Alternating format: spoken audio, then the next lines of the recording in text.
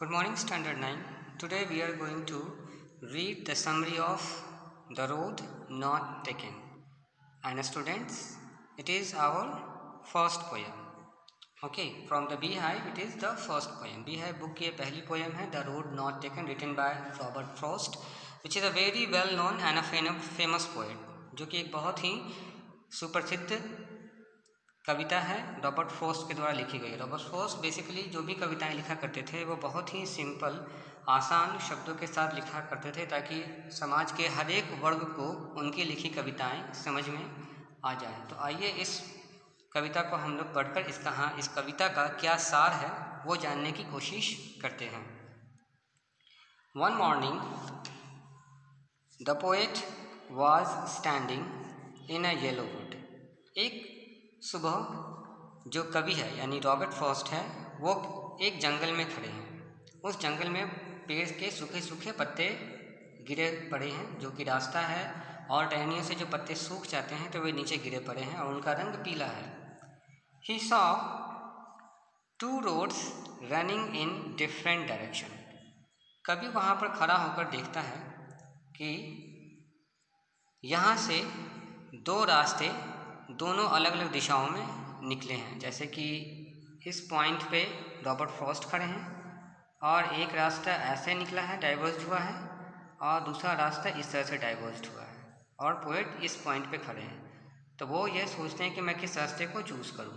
Okay, he could not decide which road he should take. और वह यह निर्णय नहीं कर पाते हैं कि उन्हें किस रास्ते को एक्तियार करना है, किस रास्ते का अनुसरण करना है, किस रास्ते पर उन्हें जाना है।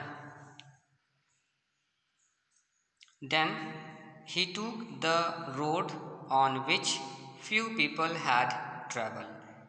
अंततः रॉबर्ट फ्रॉस्ट ने कम यूज़ की हुई सड़क का चुनाव किया। अब कवि को कम यूज़ की हुई सड़क कैसे पता चली?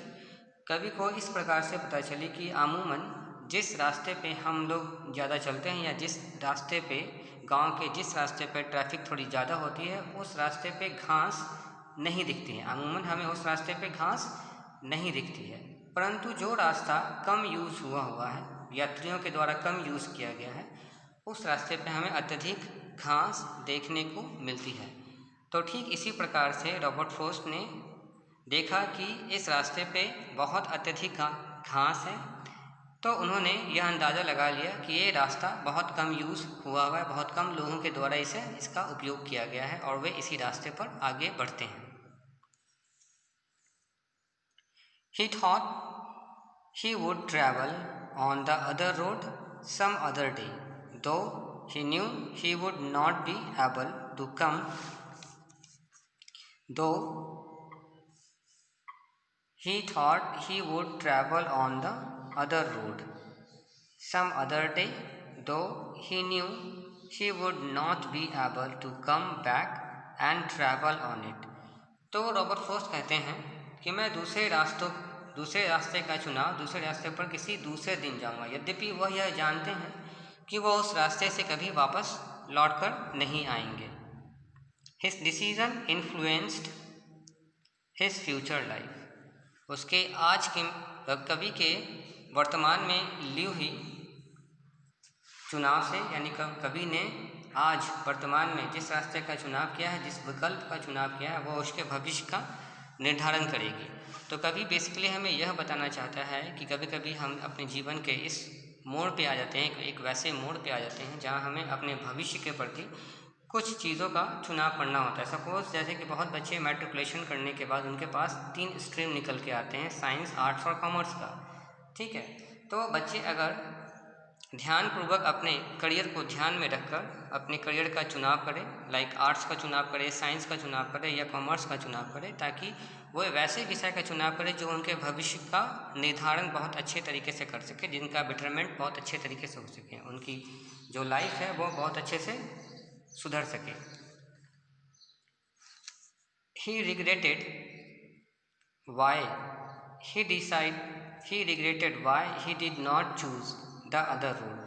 अब भविष्य में जब एक समय बीत जाता है तो कुछ समय बीत जाने के बाद हमें अमूमन पछतावा होता है कि शायद मैंने अपने पिछले दिनों में वह गलती ना की होती, उस रास्ते को चुनकर यह गलती ना की होती। तो कवि हमें इस कविता के द्वारा हमें यही बताना चाहता है कि जो भी विकल्प हम अपने जीवन में चुनते हैं, हमें बहुत ध्यान में रखकर, बहुत सोच समझकर, बहुत सारी बातों को ध्यान में रखकर, बहुत सारी बातों और विचार बिंदुओं को ध्यान में रखकर अपने भविष्य का निर्धारण करना चाहिए, ताकि भविष्य में हमें पछतावा ना करना पड़े। अपने लिए गए डिसीज़न के ऊपर हमें पछतावा ना हो, हमें रिग्रेट ना हो। इसी मैसेज के साथ कवि ने इस कविता को लिखा है, ताकि हम सभी उनके पाठकगण इस कविता को पढ़कर इनसे लेसन ले सकें, इनसे सीख ले सकें। Okay, so that is the summary of the poem students. I hope you have understood the summary very well. Now here is the word meanings that you will get in your PDF format. Okay, that's all for students. Be safe and keep learning.